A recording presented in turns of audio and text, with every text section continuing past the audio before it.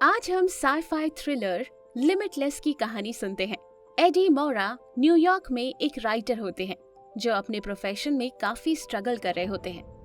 कुछ महीनों से वो एक बुक की एडवांस पेमेंट और गर्लफ्रेंड की मदद से खुद को फाइनेंशियली सपोर्ट कर रहे थे। उनकी प्रॉब्लम ये थी कि वो बुक बिल्कुल नहीं लिख पा रहे थे। वो कुछ सेंटेंसेस लिखकर डिलीट कर देते थे और अपना टाइम बार्स में वेस्ट कर रहे थे। एक दिन एडी और उनकी गर्लफ्रेंड लिंडी रेस्टोरेंट में होते हैं और लिंडी उनके साथ ब्रेकअप कर लेती है क्योंकि एडी अपने करियर पर बिल्कुल फोकस नहीं कर रहे थे। एडी का करियर आगे नहीं बढ़ पा रहा था और लिंडी हमेशा उन्हें फाइनेंशियल सपोर्ट नहीं कर सकती थी, इसलिए लिंडी ने ब्रेकअप कर लिया क्योंकि एडी बहुत डीमोटिवेटेड थे। उस दिन जब एडी घर जा रहे थे तो उन्हें रास्ते में एक आदमी वर्नन मिलता है जो एडी की एक्स वाइफ मेलिसा का भाई होता है। वर्नन एक ड्रग डीलर था, पर उसके हिसाब से उसने अभी ये काम छोड़ दिया था। वो एडी को बार में ड्रिंक करने के लिए इनवाइट करता है। वो एडी को बताता है कि मेलिसा ने दोबारा शादी कर ली है और उनके 2 बच्चे हैं। एडी वर्नन को अपने बारे में भी बताता है और ये भी बोलता है कि वो बुक लिखने वाला है, पर वो काफी स्ट्रगल कर रहा है। वर्नन सोचता है कि वो एडी की मदद करेगा और अपने पॉकेट से एक पिल निकालता है। वो एडी को बोलता है कि वो पिल ले ले, पर एडी उससे पूछता है कि उसने तो कहा था कि उसने ड्रग डीलिंग बंद कर दी है। वर्नन बोलता है कि जो पिल वो उसे दे रहा है वो लीगल है और फूड एंड ड्रग्स एडमिनिस्ट्रेशन ने अप्रूव भी किया है। वो बोलता है कि ये ड्रग अगले साल मार्केट में भी आ जाएगा, पर वर्नन के पास अभी इसलिए है क्योंकि वो इस फार्मास्यूटिकल कंपनी के लिए काम करते हैं। वर्नन बोलते हैं कि इस पिल का नाम एनजीटी है और इससे ब्रेन की सारी पावर्स यूटिलाइज हो जाती हैं। एडी ये ड्रग नहीं लेना चाहते, पर वर्नन उन्हें वो फिर भी दे देते हैं और बोलते हैं कि एक पिल $800 की है। एडी वहाँ से निकल जाते हैं। फिर उन्हें याद आता है कि ऐसे भी उनकी लाइफ में कुछ और करने के लिए है ही नहीं। उनकी लाइफ एक वर्स्ट पॉइंट से गुजर रही है, तो अगर वो ये पिल ले भी लेते हैं तो उससे बुरा क्या ही हो सकता है। ये सोच के एडी वो पिल ले लेते हैं। घर पहुंचते ही एडी को अपनी लैंडलॉर्ड की वाइफ मिलती है जो उससे बोलती है कि वो रेंट कभी टाइम पर पे नहीं करती, लेकिन एडी का फोकस काम पर होता है क्योंकि जो दवाई उन्होंने ली थी वो अब असर करना शुरू कर चुकी थी। अचानक से एडी के माइंड में वो सारी चीजें आती हैं जो उसने अपनी जिंदगी में पढ़ी होती हैं। तभी वो देखते हैं कि उस लेडी के बैग में एक बुक होती है जो कि एक लॉ की बुक थी। वो इस बुक को पहचान लेते हैं और उस लेडी को बताते हैं। वो बहुत ही सरप्राइज होती है कि एडी को लॉ के बारे में कैसे पता है। एडी उन्हें इंस्ट्रक्ट करते हैं कि वो असाइनमेंट कैसे लिखे लॉ के बारे में और उन्हें दूसरी बुक भी सजेस्ट करते हैं। वो लेडी काफी इम्प्रेस होती है और अपने घर इनवाइट करती है। एडी खुद सरप्राइज होते हैं कि उनके दिमाग में इतनी नॉलेज कहाँ से आ रही होती है। एडी को रियलाइज होता है कि वो सारी नॉलेज उसे अपनी लाइफ में कभी ना कभी पड़ी थी और ये ड्रग की वजह से वो सारी नॉलेज उसको ऑर्गेनाइज करने में मदद करती है और उसे याद आ रही होती है, जिससे एडी कभी भी उस नॉलेज को यूज कर सकते थे। जिसका मतलब था कि उनकी मेमोरी में अब सारी नॉलेज जो भी आज तक उन्होंने गेन की थी वो क्रिस्टल क्लियर थी, जिसे वो कभी भी एक्सेस कर सकते थे। वो अब कुछ नहीं भूलते। हर एक बुक, मैगजीन, मूवी, न्यूज़पेपर जो भी उन्होंने पढ़ा होता है या देखा होता है वो उनके ब्रेन में एक्सेसिबल था।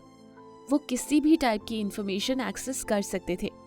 वो घर जाकर बुक लिखना स्टार्ट करते हैं और एक ही बार में 90 पेजेस लिख लेते हैं।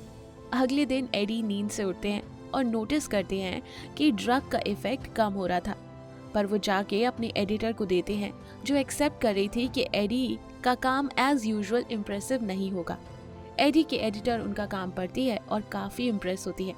एडी अब डिसाइड करता है कि उसे एनजीटी और चाहिए।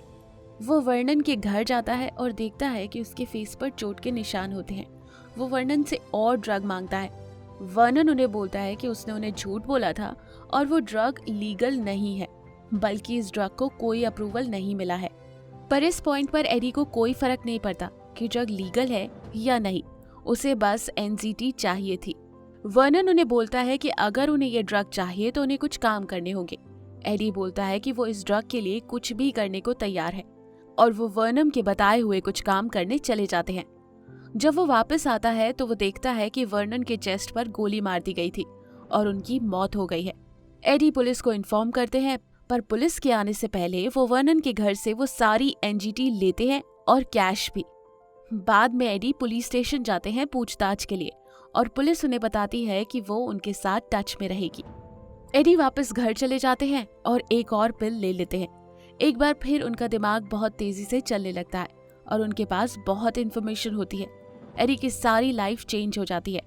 वो अपनी बुक 4 दिन में लिखते हैं, पियानो 3 दिन में सीखते हैं और कोई भी लैंग्वेज एक बार सुन के ही सीख लेते हैं।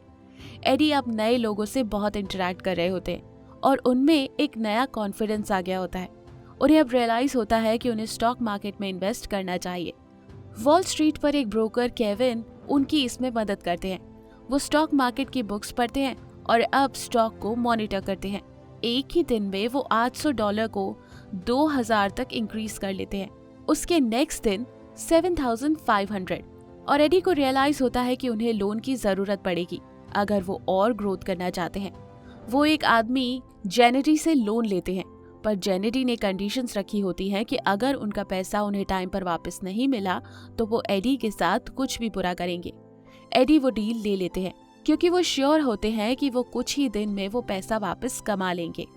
एडी केविन की फर्म में जाते हैं और स्टॉक्स बेचना और खरीदना शुरू करते हैं। 2 हफ्तों में उनका स्टॉक अकाउंट $2 मिलियन तक पहुंच गया था।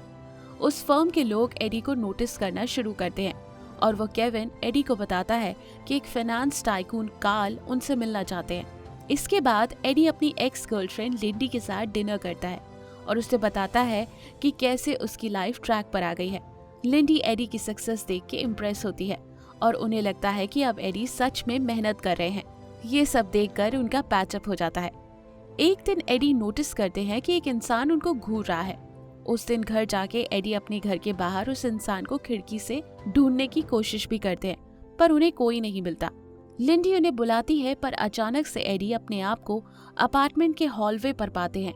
उन्हें कुछ याद नहीं होता कि वो वहां कैसे पहुंचे। लिंडी उन्हें अपार्टमेंट के डोर से खाना खाने के लिए बुलाती है और वो चले जाते हैं।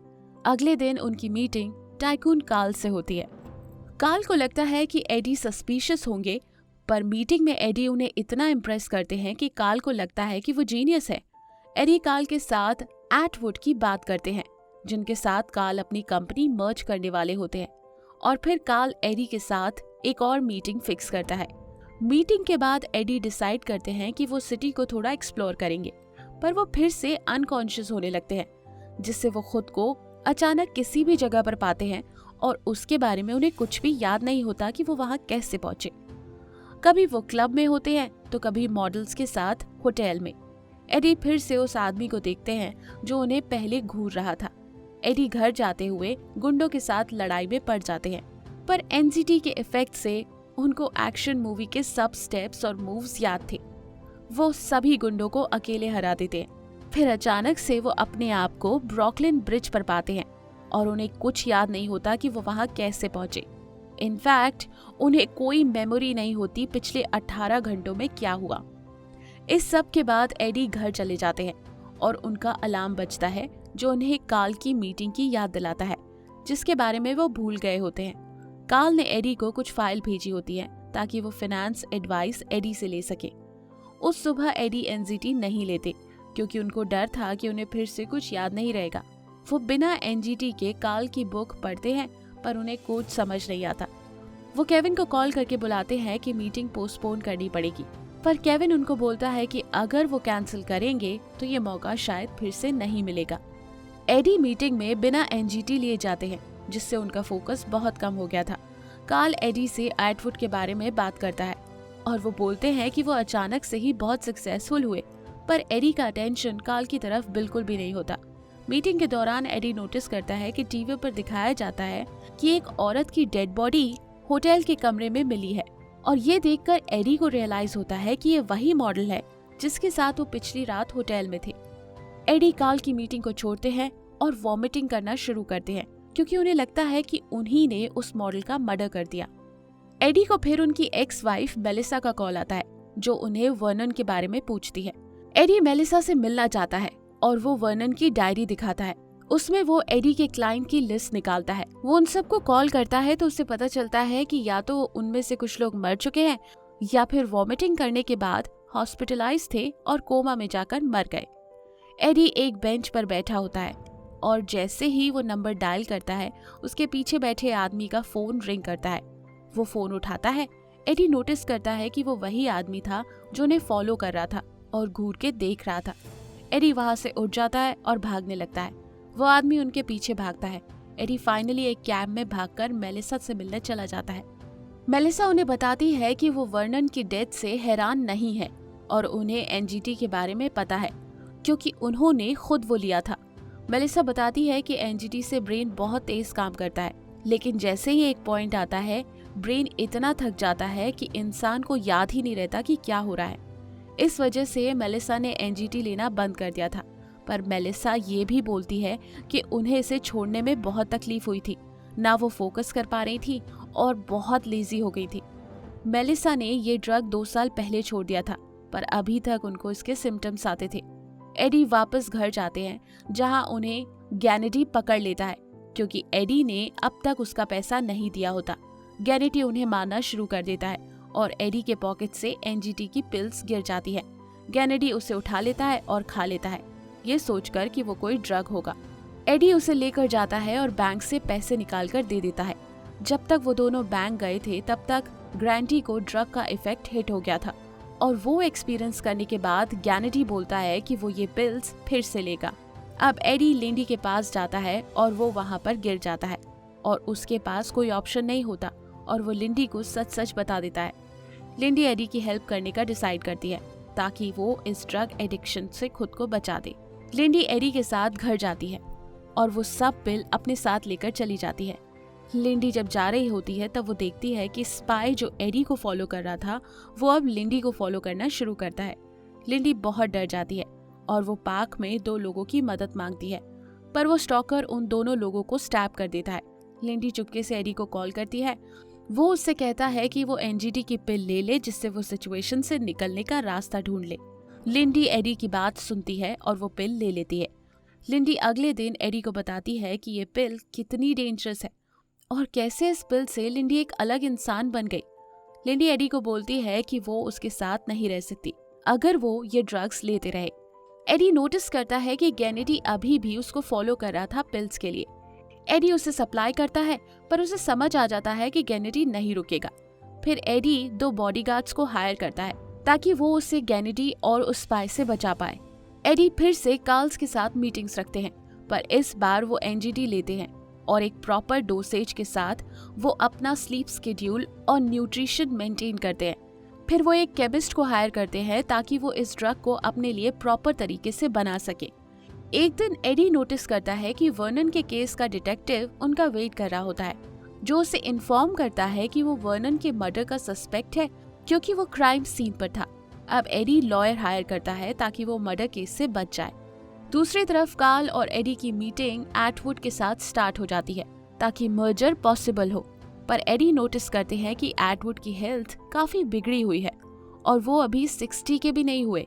एक दिन मीटिंग में एटवुड की जगह उनकी वाइफ आती है और बताती है कि एटवुड बीमार है और उनका सर दर्द हो रहा है और थोड़े डाइजी भी हैं। मीटिंग खत्म होने के बाद एटवुड की वाइफ को वो गाड़ी तक सी ऑफ करने गए और वो नोटिस करते हैं कि उनका ड्राइवर तो एडी का स्टॉकर है। एक दिन एडी न्यूज़ पे देखते हैं कि अब एटवुड कोमा में चले गए हैं। एडी का केस वर्नन के मर्डर पे कंटिन्यू हो रहा था और अब एक दिन उसे अपने लॉयर के साथ पुलिस स्टेशन जाना था। वो अपना जैकेट निकालकर अपने लॉयर को देता है ताकि वो फोटो ले सके, पर उनका लॉयर उसमें से पिल्स को चोरी कर लेता है, जिसकी वजह से एडी को फिर से सिम्टम्स आने लगते हैं। एक्चुअली एडी का लॉयर एटवुड का भी लॉयर था और एडी समझ जाता है कि वो लॉयर पिल्स एटवुड के लिए ही चोरी कर रहा था। वो घर चले जाते हैं, पर वहाँ गैनेडी और उसके साथी उनके घर घुस जाते हैं एडी पर हमला करने के लिए। वो एडी को दिखाते हैं कि कैसे एनजीटी इंजेक्शंस के थ्रू ब्लड स्ट्रीम में डायरेक्टली जाता है और वो खुद पे वो करके दिखाते हैं। उसके बाद गैनेडी का प्लान होता है एडी को एनजीटी से टॉर्चर करना। अपने आप को बचाने के लिए एडी उसे मार देता है। वो गैनेडी का खून पीता है क्योंकि गैनेडी ने उसमें एनजीटी इंजेक्ट किया होता है। कुछ ही देर में उस पर पिल का इफेक्ट होने लगता है और वो गैनेडी के सब गुंडों से लड़ता है। फिर पता चलता है कि एटवुड की डेथ हो गई है। हॉस्पिटल में एडी को एटवुड का ड्राइवर मिलता है। जो उससे बताता है कि एनजीटी नहीं मिलने की वजह से उसकी मौत हुई है। एटवुड के लॉयर ने उनको एनजीटी नहीं दिया क्योंकि वो खुद एनजीटी से एडिक्टेड थे। अब कहानी 1 साल बाद फास्ट फॉरवर्ड होती है। एडी ने अपनी हेल्थ पूरी रीगेन कर ली होती है और अब वो एनजीटी नहीं लेते। वो अब यूएस के सीनेटर इलेक्शंस की तैयारी कर रहे होते हैं। एक दिन उनसे मिलने कार्ल आता है जो उन्हें बोलता है कि एनजीटी बनाने वाली कंपनी बंद हो गई है और अब कार्ल एनजीटी मैन्युफैक्चर करेंगे। वो एडी को ऑफर करते हैं एनजीटी की कंटिन्यूअस सप्लाई और बदले में एडी उन्हें एडवाइस दे डिसीजंस लेने में। एडी ये डील नहीं करते और वो कार्ल को बताते हैं कि उन्होंने खुद एनजीटी मैन्युफैक्चर किया जिसके कुछ साइड इफेक्ट्स नहीं हैं और उसकी वजह से अब उनकी मेमोरी में वो सारी इंफॉर्मेशन है जो उन्होंने अपनी लाइफ में पढ़ी है या देखी है। उनका ब्रेन अभी भी फुल कैपेसिटी में फंक्शन कर रहा था और वो ये बोलते हैं कि अब वो एनजीटी नहीं लेते हैं। एडी के एनजीटी से ब्रेन सब कुछ रिटेन कर रहा था और कोई एडिक्शन साइड इफेक्ट नहीं था। इस मूवी से हमने ये सीखा कि सक्सेस पाने का कोई शॉर्टकट नहीं है। अगर आपको सक्सेस पानी है तो आपको मेहनत करनी पड़ेगी। इस मूवी में एक बहुत डीप मैसेज है ड्रग अब्यूज के बारे में कि कैसे जब एक इंसान ड्रग लेना शुरू करता है तो उसे स्टार्टिंग में बहुत अच्छा लगता है, पर उसे समझ नहीं आता कि कब वो इस ड्रग में इतना खो गया है कि अब उसकी बॉडी और ब्रेन फंक्शन नहीं कर पाते। ये यूथ के लिए एक बहुत इंपॉर्टेंट मैसेज सेंड करता है कि ड्रग कोई ऑप्शन नहीं है अपना गोल अचीव करने के लिए।